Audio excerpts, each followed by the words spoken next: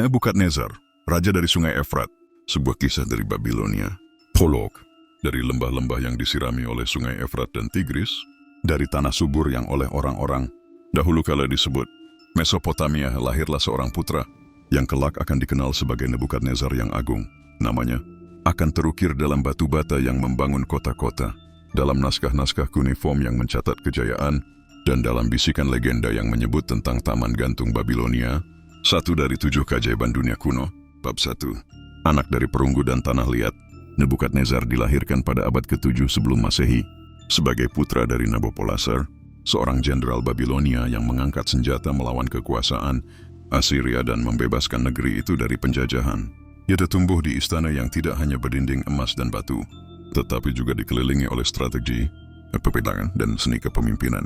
Sejak kecil, Nebukadnezar sudah diajarkan tentang dewa-dewa kuno seperti Marduk dan Ishtar, tentang perbintangan dan pertanian, tentang tata surya dan pembangunan kanal. Ayahnya menyuruhnya mempelajari bahasa Sumeria dan Akkadia, serta ilmu pemerintahan yang diwariskan dari zaman Hammurabi. Namun di luar pelajaran, ia juga belajar dari angin padang pasir dan suara air di kanal. Ia melihat rakyat, mendengar jeritan kelaparan, dan merasakan betapa tanah ini harus dijaga oleh tangan kuat dan hati bijak.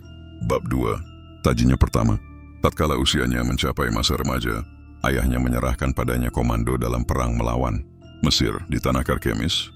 Pasukan Babilonia yang dipimpinnya menghancurkan kekuatan Mesir yang saat itu mencoba menguasai Suriah. Kemenangan itu bukan hanya membuktikan kejantanannya, tetapi meneguhkan nasibnya sebagai pengganti tahta. Ketika Nabopolassar wafat, Nebukadnezar pulang ke Babilonia sebagai pahlawan.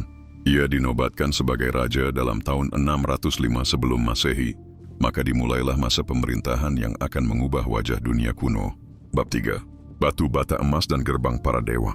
Sebagai raja, Nebukadnezar membangun Babilonia menjadi kota termegah di dunia. Ia menata ulang kota itu dengan dinding-dinding besar yang dapat dilalui kereta. 4 roda berjajar. Ia mendirikan gerbang Ishtar yang dilapisi keramik biru dan lukisan binatang suci. Ia membangun kuil besar Esagila dan memuliakan kuil Etemenanki, menara zigurat yang dipercaya sebagai dasar legenda Menara Babel. Setiap proyek bukan sekadar bangunan tetapi lambang kehormatan. Ia menuliskan namanya di setiap bata. Nebukadnezar, Raja Dunia, pembangun besar. Ia ingin dikenang bukan hanya sebagai penakluk, tetapi sebagai arsitek kejayaan. Bab 4. Taman Gantung, cinta yang tumbuh dari batu. Namun legenda paling abadi yang melekat padanya adalah Taman Gantung Babilonia. Konon, permaisuri tercintanya, Ametis dari Media, merindukan pegunungan negerinya yang hijau dan dingin. Babilonia yang rata dan panas,